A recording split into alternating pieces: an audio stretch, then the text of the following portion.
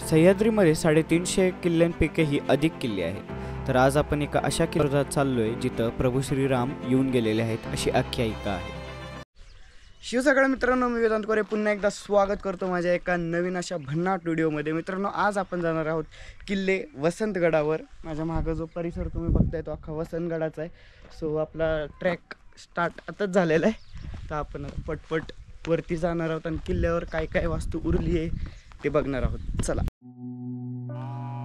किल्ले वसंतगड साताऱ्यापासून तब्बल 50 किलोमीटरच्या अंतरावर असणारा हा किल्ला तळबीड या गावात स्थित आहे. जर तुमच्याकडं किल्ल्याकडे जाण्याकरिता वाहन नसेल तर काळजी करू नका. कराड व साताऱ्यापासून जर तुम्ही तळबीड फाट्यापर्यंत जाणारी बस पकडली तर तळबीड फाट्याला उतरून हाकेच्याच अंतरावर आहे किल्ले वसंतगड. पायऱ्या चढून अर्ध्यातनं वर आला की एक पॉईंट असा येतो, पायऱ्या संपतात आणि आपल्याला अशी डोंगरी वाट धरून गडावर जावं लागतं आणि वरती येऊन मारण्याचं आहे. पण तरी आपण जाणार, करायचं आहे. 7 किल्ले करायचे असेच. चलो.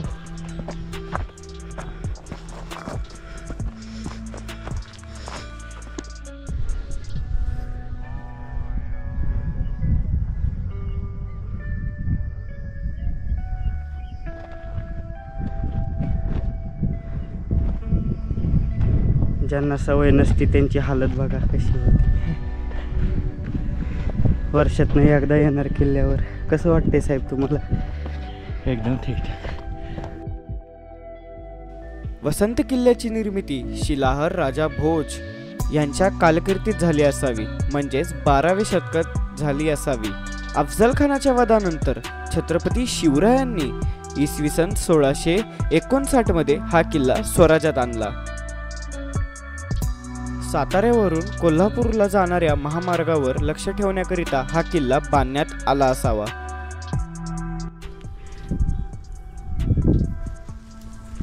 तर थोडीशी रस्त्याची भूलचूक झालेली दिसतीये.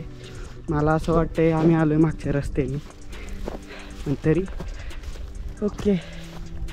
चलो देखते आगे कसं बघा. गडापाशी पोचलं खरं, तटबंदी फक्त. आता आत जायचं कसं, वाट शोधायची. वाट शोधणी चालू आहे. आम्ही आलो गडाच्या बॅक साईडनी, इथून जायचं चाललं होतं, बट तो भाऊ म्हणला आपला असेल पुढं वाट म्हणून चाललाय हळूहळू. वाट आहे का नाही बघायला. सो आज जायसाठी तरी वाट भेटली आहे. आम्ही आलोय इथून असं आणि हे वरती चाललोय आता.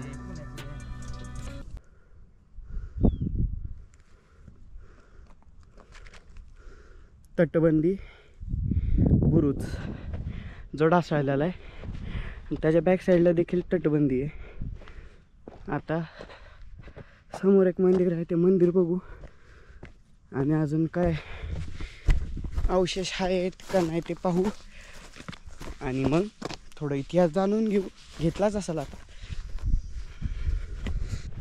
शक्य इथं राहण्यासाठी जागा असावी, कारण जे पडझड झालेले बांधकाम आहेत ते तरी असेच दिसत आहेत की शक्य इथं राहण्यासाठी जागा असावी. हा परिसर म्हणा, हा म्हणा, समोर मंदिरं असावी तिथं. आणि इथं देखील मंदिर आहे श्रीरामांचा.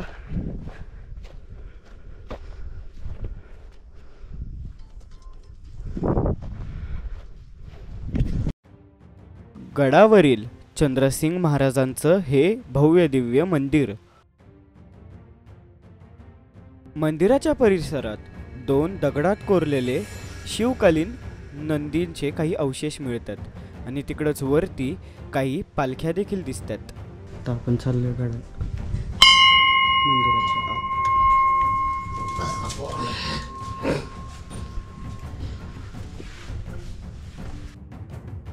चंद्रसिंग महाराजांचा बहुतांसा इतिहास मला काय माहिती नाही, म्हणून मी मंदिरातल्या पुजारी विचारलं तर त्यांनी काही असा इतिहास सांगितला की मी देखील विचारात पडलो. यांचा वध राम काळात वध झाला आहे, रामाच्या हातून झालेला आहे. कारण की हे इथं तपाला बसलेले असते. ती शंकराची भक्त असतात. ती शंकराची तपश्चर्या करायला इथं बसलेली असते. ती त्यांच्या अंगावर सभोवतून कळकीचं भेट वाटतं.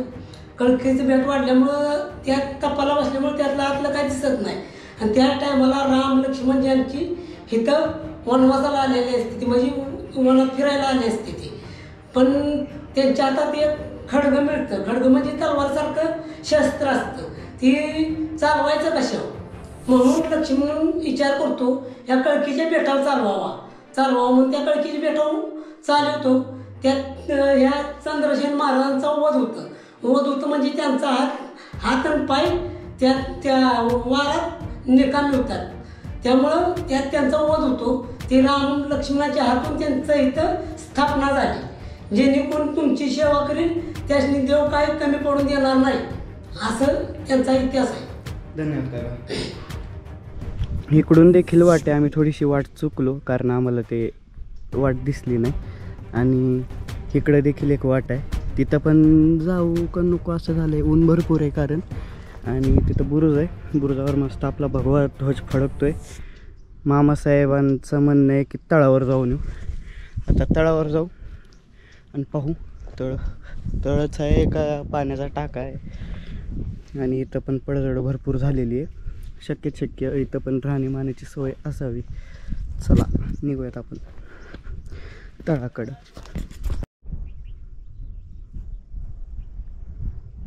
पावसाळ्यात हा पूर्णपणे भरत असावा. समोर तटबंदी दिसते आपल्याला आणि बुरुज आहेत. किल्ल्यांवर बुरुज अजून देखील आहेत. खूप मोठी गोष्ट आहे. पर्यटक जास्त दिसत नाही. शनिवार रविवार गर्दी असावी. मंदिराचा इथं तुम्ही येत असाल ना या वाटाने असं वर आलात. इथं मंदिर आहे आणि वाटात काही दगडा असे दिसले ज्यांच्यावर मंदिराची कलाकृती असणारे अवशेष आहेत. इकडं पण आहे आणि हा देखील एक दगड आहे सेम तसाच आहे. असे भरपूर दगड आहेत जे अजून लई असतील असे भेटतील. पडझड झाल्यावर दगड इथं तिथं राहतात. ही होती खरी वाट. ही आम्हालाच दिसली नाही तर मुघलांना इंग्रजांना काही दिसणार आहे. इथं देखील या अशी वाट. हा बुरुज होता. हा देखील बुरुज होता आणि हा देखील बुरुज आहे.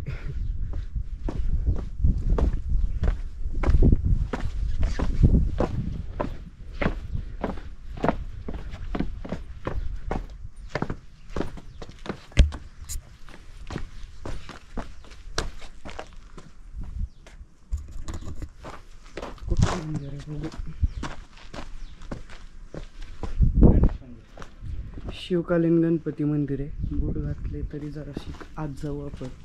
लई नाही. दगडात कोरलेली मूर्ती आहे.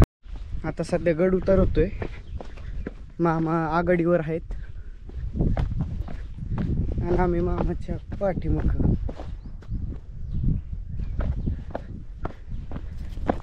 तर आता गडावरनं खाली आलेलो आहे. गाडी देखील काढली आहे. आता आपण निघालो आहे घराकडं. तर भेटूयात अजून एका चांगल्या आणि नवीन व्हिडिओमध्ये. चला भेटूयात पुढच्या व्हिडिओमध्ये. जय शिवराय.